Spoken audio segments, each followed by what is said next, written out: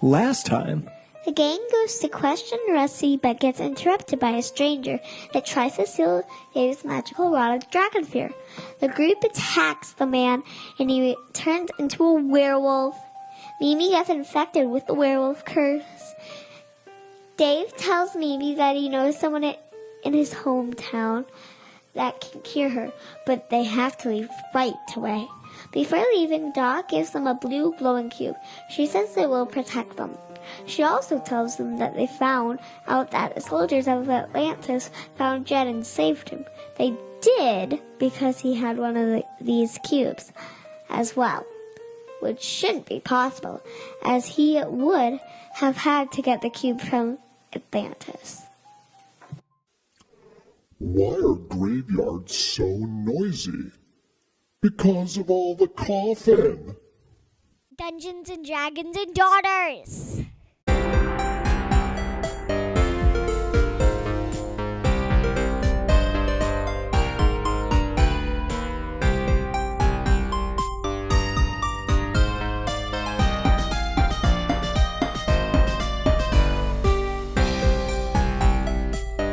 Everyone, welcome to Dungeons and Dragons and Daughters. This is going to be Halloween special edition. Although it wasn't originally planned as such, so this is a little impromptu. If you're listening to this, you will not be able to see the outfits or costumes that we are wearing.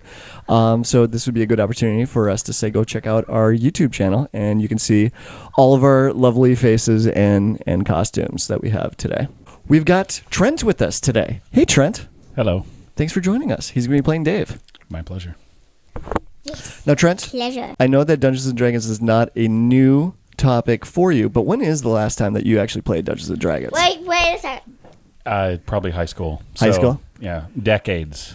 So would that have been like the first edition or second edition? Our dungeon master wasn't that good, so I really don't know. Well, the quality of your dungeon master wouldn't determine which version that you played. Well, it was all his stuff, and he created all our characters for us, and just Oh, that's half the fun. there was very little input from the various players. Okay. I think we only did a handful of sessions, maybe like 5 or 6. Then boo him. Boo him. Yeah. Boo. Boo. Last time you got cursed by a werewolf, but also Doc took us to her office and gave us the holocube. And said that, what's his name again? Jed. Yeah, Jed survived. Bird, you were all concerned about Jed, and we've been leaving that hanging for the last couple of episodes. You've been dying to find out what happened to Jed, so we know that He Jed risked his life for us. Right, that's right. He helped save us. He helped get us out of those old ruins. So we know that he's survived. We don't know if he's safe. We just know that the Atlantean soldiers took him because he had a holocube on him, and that's the thing that's the most surprising because it seems really weird that anyone would have one of these holocubes unless that they were actually from Atlantis, which is the reason why Doc has one. And the only reason we got one is because Doc is from Atlantis and was given one. So we got the information from Doc. She tells us about Jed, which is great, but we have to be on the move. We have to catch the caravan because it's leaving right now. And it's a long walk back up to the top of Olympus, and then it's a long trail on the way back down. So we have to hurry very, very, very much. About an hour later, it takes about an hour to climb up to the top of Olympus and work your way back down the mountain again. And the caravan is about to leave. And it is a string of about 5 to 6 wagons that are pulled by a number of teams of Clydesdale horses. And Blondie, the Tinker Gnome, is at the head driving them. What Tinker Gnome? Well, we met Blondie a couple of episodes back. He was the one that was working on some muskets, and he said that he was going to make us one if we wanted him to. And Betha is there as well. She's going to be traveling with us on the supply wagon. She's so mad at Birdie. I think she's kind of over it now. After she got all her nice food. Well, right. After Galaxy, We're all resupplied now. She's got fresh snacks. Right. I don't think that she's going to be giving Galaxy more snacks anytime soon, though. She learned a valuable lesson. She did. So there's a couple of other people. So a couple of things that stand out to you right away about the wagons. I call the beer wagon. I call the unicorn one. I call the whiskey And there is a beer wagon, but it's empty. That's one of the reasons why the supply wagon is going out, is to get resupplied on ale and spirits. Whiskey? There's got to be some dregs in some of those casks. There has to be some whiskey. Okay, so there's 6. So when you get down there are 6 wagons in the supply train that are ready to go. And picture very Western covered wagon style. 6 wagons in total, 3 of them strung together, each pulled. So there's 2 sets of 3 wagons connected together. Each one is being pulled by a team of Clydesdale horses. Blondie is driving the front one, but in the second one is a half-orc man that you've never seen before, but he's driving it. And he looks like that he's got 2 $1 full million. orc boys with him. It seems like that there's a family resemblance between them, but they seem like that they're related to each other, but the boys definitely seem like that they've got more orc blood in them than the man does. And they're driving the second set of 3 wagons. I'm riding Tiny Ginger. Yes, you'd be riding your ponies. So, other than the covered wagons, they seem pretty straightforward and stereotypical, with the exception of that every single one of the wagons have large rubber-studded tires put on them. They don't have steel and wood wagon wheels like you would normally expect. So there's been some modern improvements that the gnomes have done, that the Tinker Gnomes have done to these wagons to make them more efficient and easier to travel across the terrain. And we are in the mountains, and this is on the edge of the surrounding desert to the mountains. So it is dusty, it is windy, it is dry. So the supply wagons, they take off. They're not waiting for you because they've got a schedule to keep, and they are on the move. And the wagons are moving much faster than what you would have expected. So the rubber wheels that they have on these things must be doing a really good job, because the horses are taking off, and you have to put your ponies into a quick trot to keep up with them. Get him, Tiny Ginger! They don't slow down, but Blondie from the wagon, he does lean out to the side, and he looks back at you, and he waves. So the wagon isn't moving so fast that you guys wouldn't be able to catch up. It's just moving faster than you typically see a caravan of this size being able to move.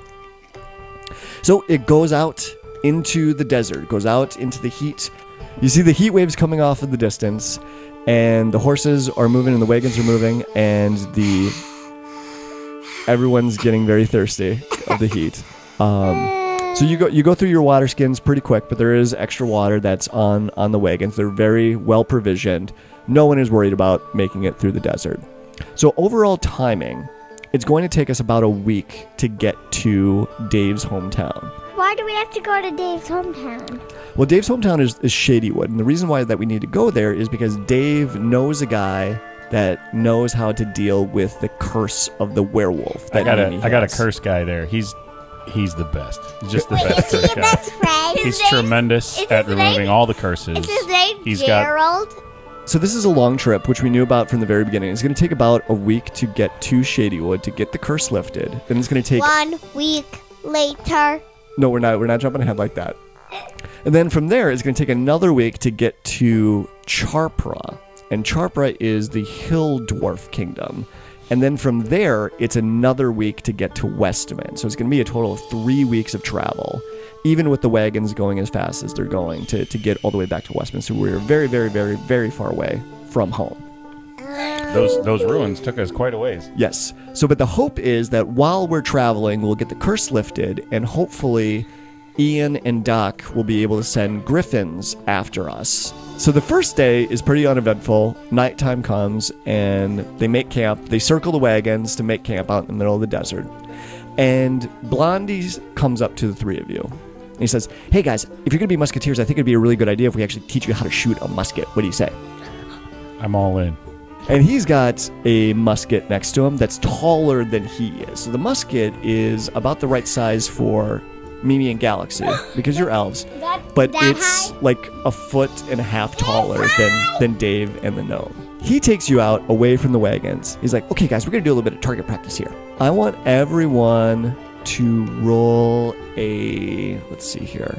Let's go with insight. I want to see just like instinctually which one, how you guys do in picking up, because these are very Saturn? alien weapons compared to anything. Alien? No, they're not Unfamiliar. No, unfamiliar. Thank you. Dave rolled a 20. Unnatural 20. No, a 16 plus 4. Okay. A natural 20 plus 1. You got a natural 20. Holy cow. 6 plus 2.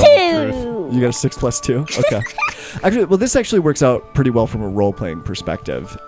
Mimi, as a druid, you really do not like these weapons. You don't like the metal that's on them. You don't like the explosion that comes out of them. You don't like the smoke.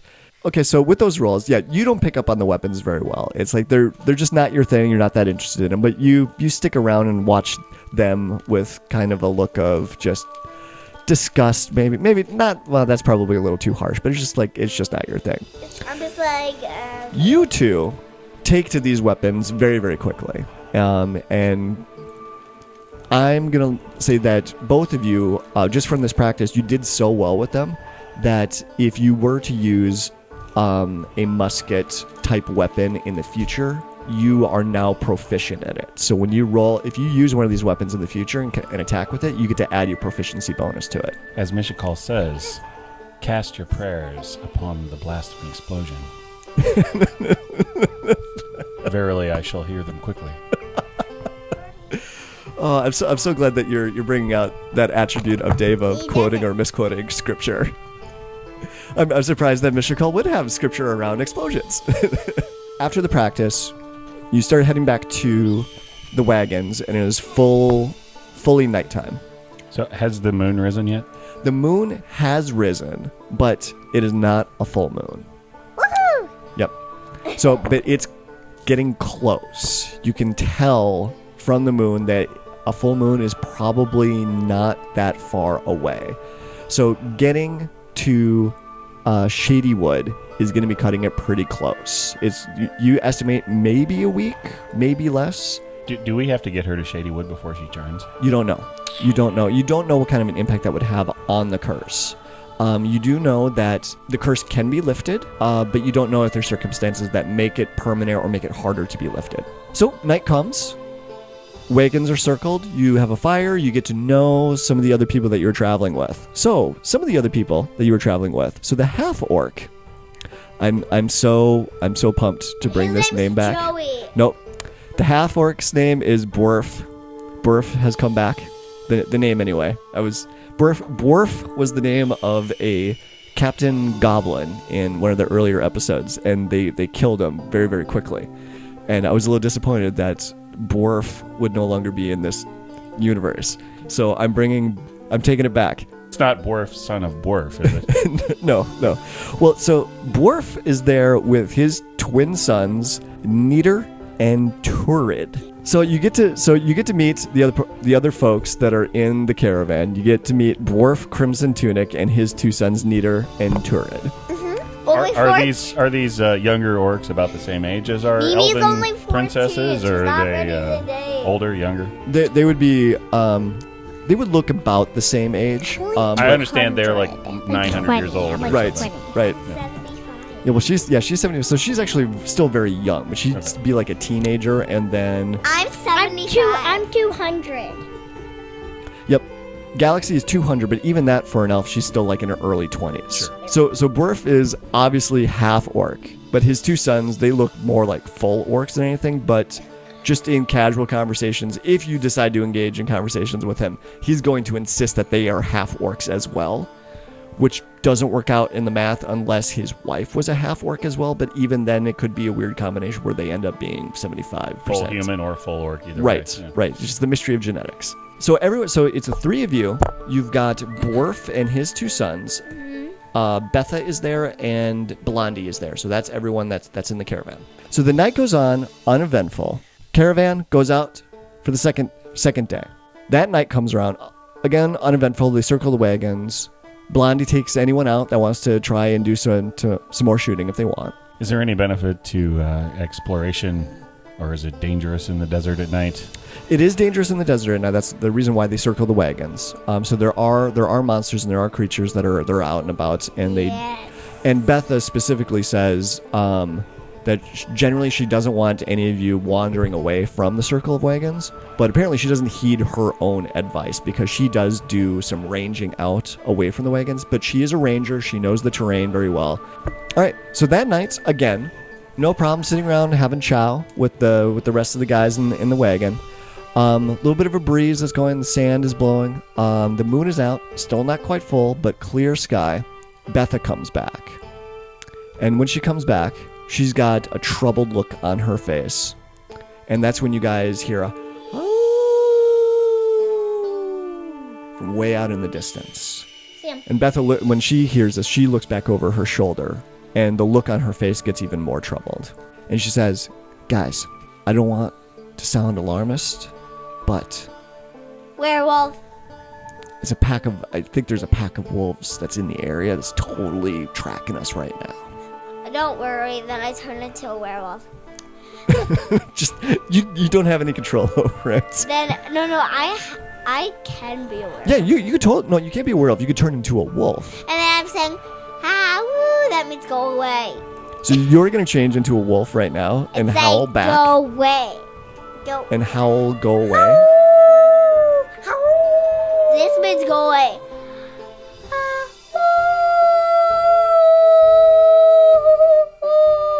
Are you sure that's wolvish? It sounds a little like whale to me. It could be coyote too. Yeah. So that's actually what you hear when she changes into a wolf and she howls back. Her howl gets answered by other howls, and these other howls now sound closer than the first one that you had heard. I don't think I said it right.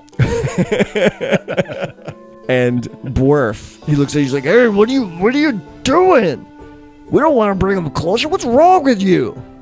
Excuse me? Well, you can't talk right now because you're a wolf. Then I'm just saying, woo, woo, woo. Well, you could change back into an elf if you No, wanted to. I'm just like, woo, woo, woo. You even put your paw up on your hip. Be Woo. all sassy. Betha says, so just like always, we should keep a guard that's up, but everyone, when it's your turn to be on watch, be extra watchful because I don't like this. But we go through the night. No problems. We don't hear anything else from the wolves. Nothing eventful happens, and we continue on our way. So we are now 3 days out from Olympus. Let's sing some songs to get it past. Shall we come round when she goes? Shall we come round when she goes? Shall we go around? Shall we go around? Shall we go around when she goes? I'm tired. So you can insert a montage there. Right. A desert traveling montage. That's bad. Yeah. Do not edit that. Do not edit that. It's very out. difficult to do a montage in an audio format. Hopefully you don't edit that part out. We'll see how it turns out. So on the third night, just as before, circle the wagons, making camp, and nighttime comes. Still not a full moon. There's a scream that comes from one of the wagons, and that draws everyone over. And Turid, one of Dwarf's twin boys, is being attacked by a wolf. So let's roll initiative to see who goes first. I got a 19. Mimi, you got a 19? Okay. 11 plus nothing. You got an 11? Galaxy? Just Okay. because I added something. Yep, so that number under your So I initiative. get 17 total. 17? Okay. Dave, you get to go. Oh, I'm sorry. No, Mimi, you get to go first with a 19 for your initiative. So what are you going to do? You got 2. So, no, I'm going to turn into a bear. You're going to turn into a bear? Okay, so Turid, he's on the ground, and the wolf has got its jaws latched around his thigh. And he's on the ground, and he's screaming out in pain. There's blood that's coming out between the wolf's teeth. So you leap forward, and you turn into a bear and attack the wolf. And then I go, Okay. good wolf. All right, so you turn. Okay, so you jump forward, and you turn into your animal shape, and you go to attack. So let's roll your attack. So that's 11. That is a miss. Then I'm going to do a bite. Okay. 6 plus 6. So that's a 12. That is actually good enough to hit. Which is how much? 8? Yeah. Okay. You leap forward, and you change into what you think is going to be a bear. But you don't notice this, but everyone else notices this. That instead of a bear, you change into a wolf. And when you dive forward, you swipe at the thing with your claw attack. It's your paw, and so fails miserably, but you reach out and you bite it really hard because that attack still works for a wolf. And the wolf immediately lets go of Turid's leg, and it looks up at you, startled, and slowly starts to back away. And wolf flickers him like, that's right, back off. So, Dave, you see this happening, and you are up next. So the wolf is still there, but it's let go of Turid, and it looks like it's slowly backing away from Mimi in her wolf form. Do I have access to a musket? Blondie is near you, so you'd have to run over to Blondie and grab the musket out of his hands. But you are close enough that you could run forward and hit it with your mace, or you could shoot your crossbow at it as well. Okay, but I don't have one. All right, Correct. So I'll take a shot with my mace. Okay.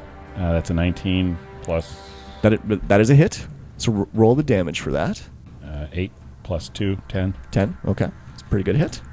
Galaxy, it's actually your turn. So, first I want to know, is Sam a werewolf?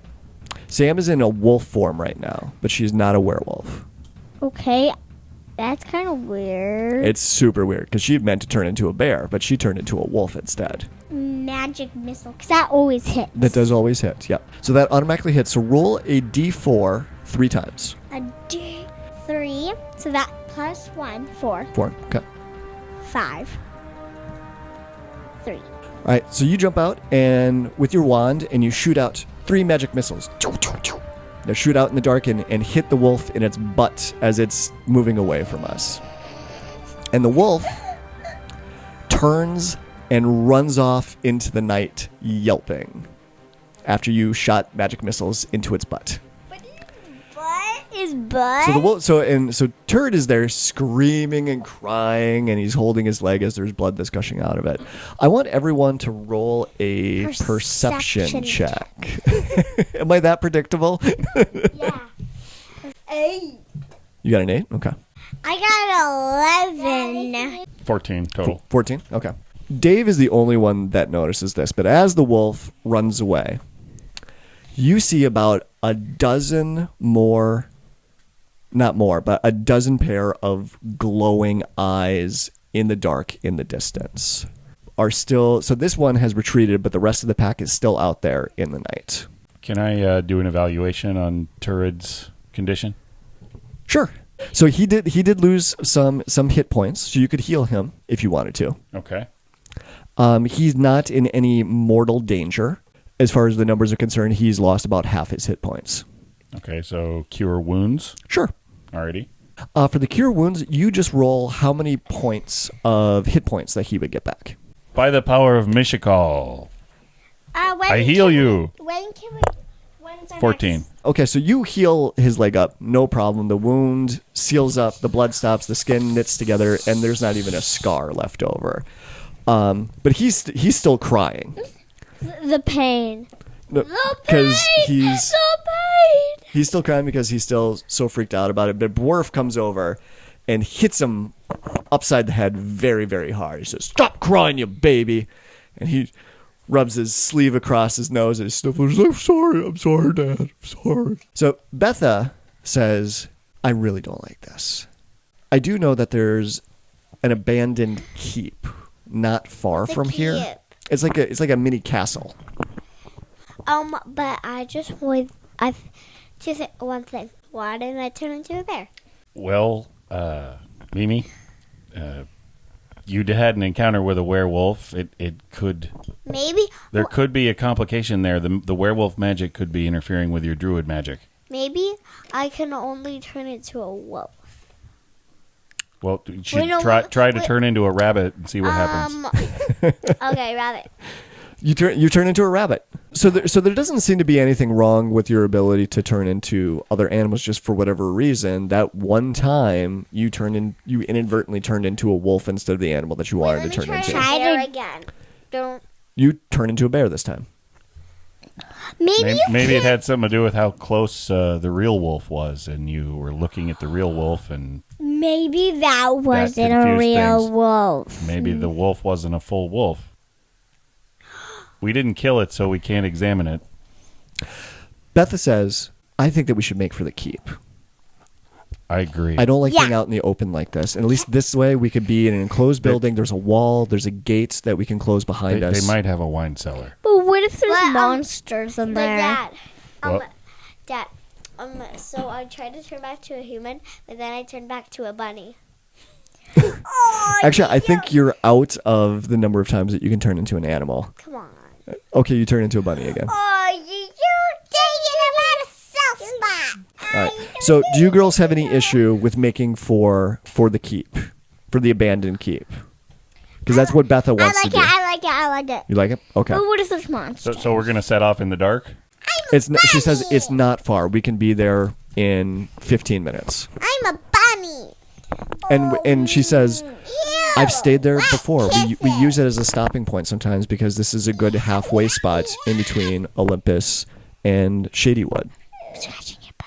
Well, then that sounds great. Let's do that. Betha leads the caravan. It gets uncircled, and everyone is hurrying and rushing. We've got torches out. You guys are on your ponies. They've got torches on the wagons to light the way as they go. And Dave, you notice that the eyes off in the distance, they never come any closer, but they don't go away either. Seems like they're following us. Betha leads the group to the keep, and she calls it the Wayward Mansion. And as she said before, she has used this in times past for the caravan. They've used this as a good midway point. And it's a fairly large building. From what you can tell, it's made out of stone and wood, and it's about 3 floors tall. And it does have a stone wall going around it with a wrought iron gate. Betha leads you and the wagons onto the grounds of the keep. And she rides back and shuts the gate behind us. She says, all right, let's grab what you need for the night, and let's get inside and lock the doors. And then I saw a bunny. Do we need to check the place to make sure it doesn't have any unwanted visitors? What are you rolling? Were you going to do an I'm guessing you investigation? were going to tell me to do some kind of a roll. Yeah, I was going to tell you to do investigation. Oh, so that's a 7. I'm not very good at those. You got a 7? Okay. So you looking around, it looks, both of you are looking around, it looks fairly solid. It looks like there's, I got an 18. You got an 18. Okay. So you all do some investigation. So the manor is monsterless.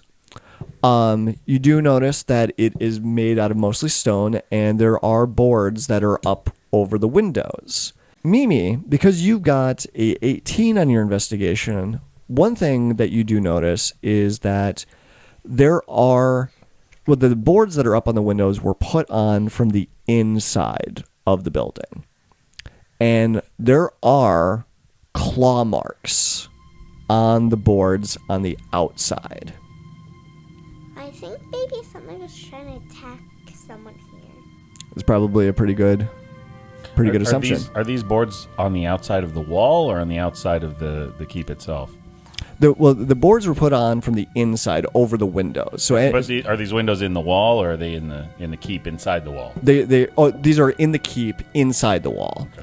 So the wall that's going around around the keep is about 9 feet tall, but it's a stone wall with a wrought iron gate at the very front. So, but it does look like that someone has tried to fortify this mansion at some point in time in the past, and they put boards up over the windows and over the doors. And you guys hear another "oh"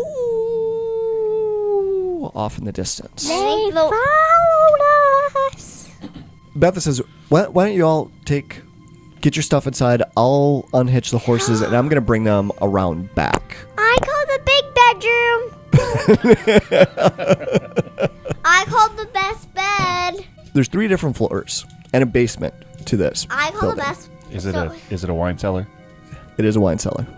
Are there any full bottles left? And or is it a whiskey? I want you to roll and investigate for me. So am I. I love how you immediately just go down there. I dropped my die. I got a 14. You got a 14? Okay. I got an 18. Wait, so did everyone go down? Everyone went down into the wine cellar Yeah, to because investigate. I got 18. Okay. And I found 2 full bottles of whiskey and No. 1 wine. Okay. So Mimi and Dave, based off of those rolls, you don't find any whiskey, but you are immediately envious because Galaxy did find a bottle of wine down there. Get Galaxy. Can I have a wee nip? Go ahead, keep it. Oh, I don't drink. No, can I have it? Can I have it? Can I have it? Thank you. Good answer. I won't. You have I no don't- idea how much this means to me. I thank you so I much. never want to. So Any teddy bear I find, I will give to you immediately. Thank you. So do you crack the wine open Cuddle- immediately? Absolutely. Okay. If you give it to me, I'll be I a need to bunny. consecrate the keep, so that we Cuddles- will spend a safe Cuddles night. a In love the name of Mishakal, today. I consecrate this keep with this bottle of wine. My teddy bear. So while you're busy consecrating this keep, turning it into holy ground, Mr. if you will, Pill is my pillow. Mimi, you find a Whiskey. nope, no. Mimi, you find a silver medallion. What's a medallion? It's like a necklace. I want to wear it. So you put it on immediately? Okay. You put the medallion on. It's a little itchy. Ew, I don't like this. Yeah, you don't. You don't like the feeling I of it. take it off. Okay. The itchiness immediately goes away. Weird. So, but do you hang on to the medallion? Yeah. Okay. You guys hear footsteps. Itchy medallion. Footsteps from the main floor up above you. So it sounds Why like is Betha teddy bear has. written in mine? Do you have a teddy bear too? Does everyone have a teddy bear? I don't have a teddy bear. If I did, I would give it to Galaxy. Yeah, you hear footsteps in the wood creaking and dust falls down from the ceiling into the wine cellar. So you guys go back up, and Betha is standing in the main entryway of the mansion, and she's got something in her hands. And Hey, Betha, what is that? it's melted rubber. Is that from one of the wagon wheels? Not from one of ours. Other people have wagons with rubber wheels? Nobody else has rubber wheels as far as I'm aware of, other than our other caravans. When was the last caravan that came through? Well, we switch off.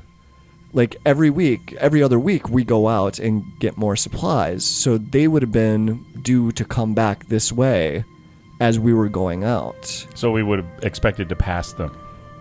Not always, but they would have shown up shortly after we had left back at Olympus. And we had no indication that they were overdue before we left. Well, they weren't overdue. There's a large pile of smashed wood, metal, and rubber in a burned pile out back. Wow. This creeps me off. Betha, does this look like a musketeer wagon? I don't have any other explanation for it. And that's when you hear another out in the distance.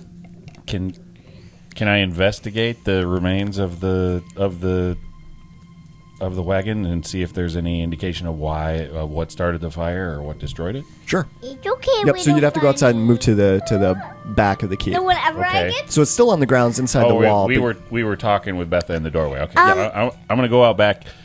Can I get someone to go with me? Just some backup. no thanks. Blondie or Dwarf? Yeah, I'll go with you. Dad, If these two are two scaredy cats. when I get A scared, I 2 turn into minus 1, so I have a 1. Well, it doesn't actually count as a critical Yeah, failure. it's just a run-of-the-mill failure, but Right. yeah. So you get okay. So you I get, don't see anything. Yeah, so you get back there, and it's a pile of wood. You don't see any. It just looks like a bunch of smashed wood that got burned at one point in time. So you don't really understand what's going on. I don't know with what I'm this. looking at. No. I'm a cleric, not a mechanic. I don't know. I'm not a CSI. Dang it, Jim! I'm a doctor, not a. So yeah, you don't see anything out of the norm. So Dave, as you move back towards the front of the keep, at the gate, the closed gate, is standing 7 very large wolves that are just staring at you and Blondie and following. Their eyes are following you. as you make your way towards the front of the keep. Is there any way to communicate with them? Do they look? I mean,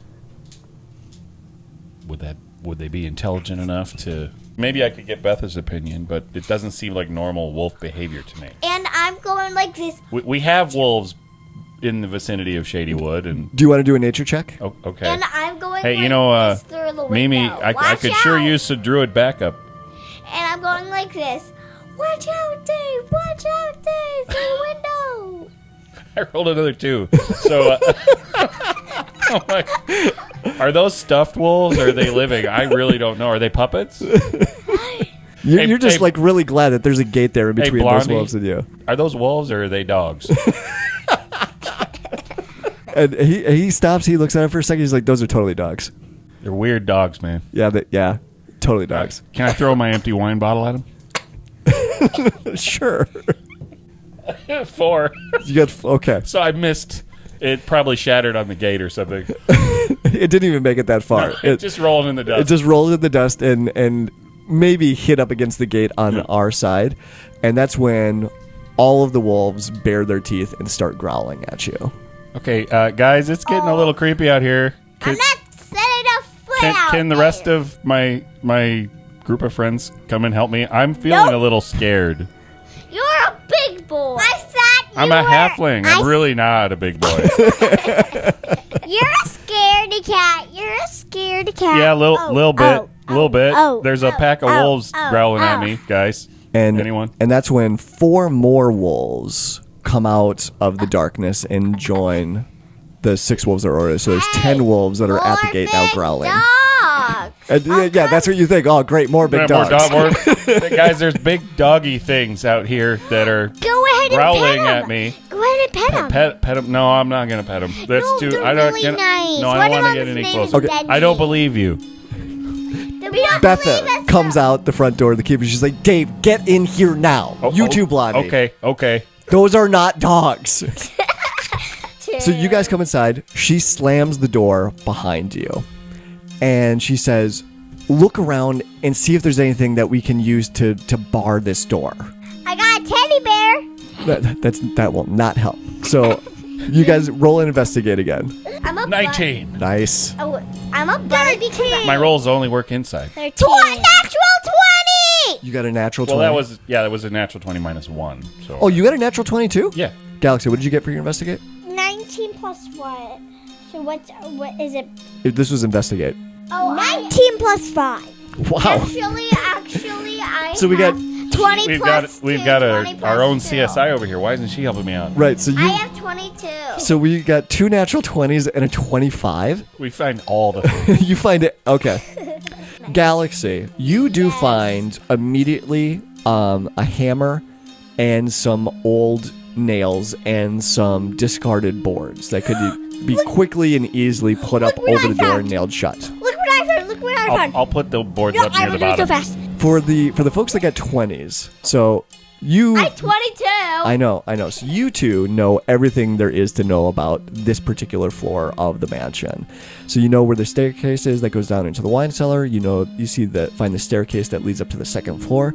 You can tell right in front of the stairwell, there's actually a hole in the ceiling that you can see up to the second floor.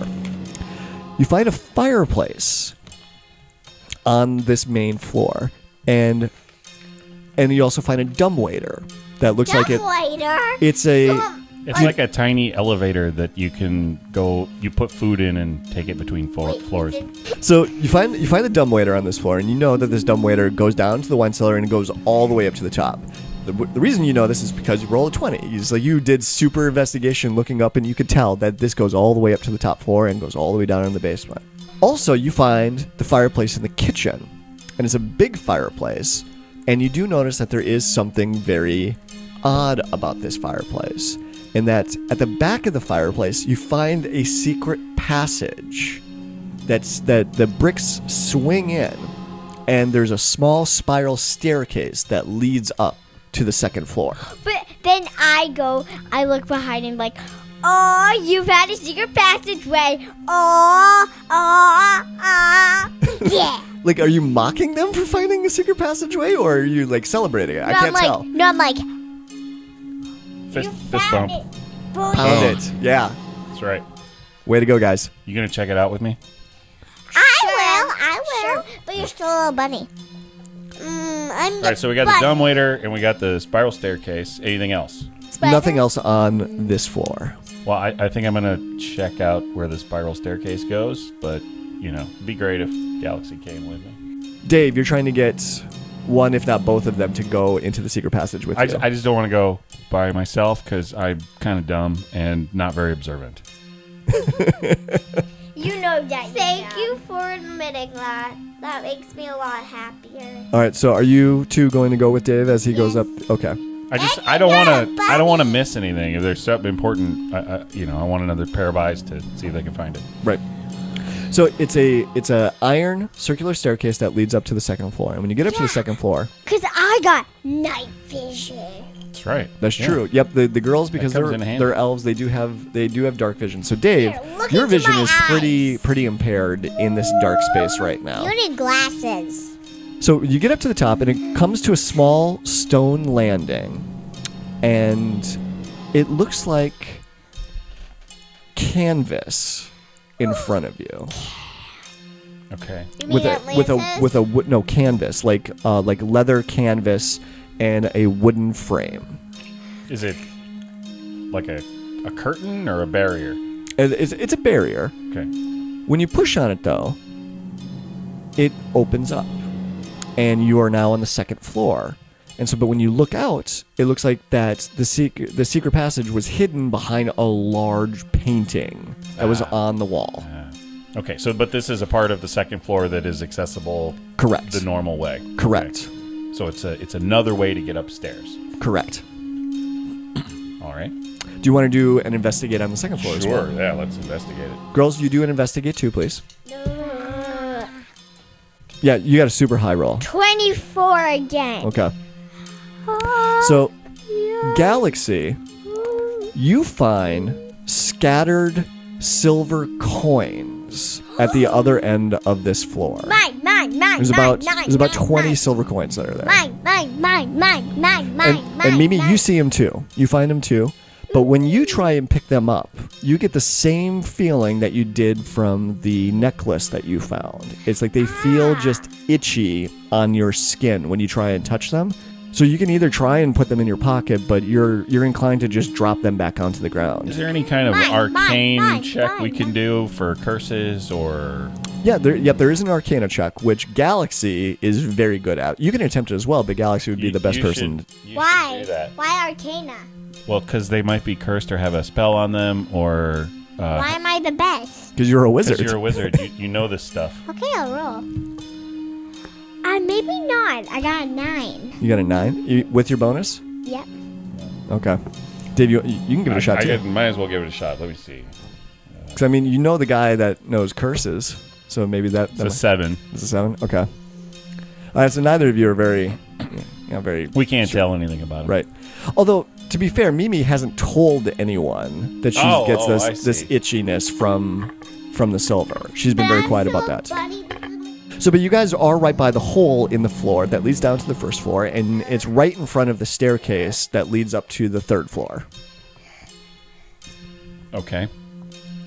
And this is when you hear more howls from outside. And that's scary! Because you guys are now towards the front of the mansion. Because you were at the back, that's where the kitchen was. You went up the secret passageway, and now you found the silver pieces towards the front, and there is a balcony outside the front as well. And you are hearing movement outside. You're hearing growls and heavy breathing and sniffing. And is it in the courtyard or outside the wall? It's hard to tell, but it is louder than you would expect it to be. Okay. All right. Well, should we take a look outside on the balcony?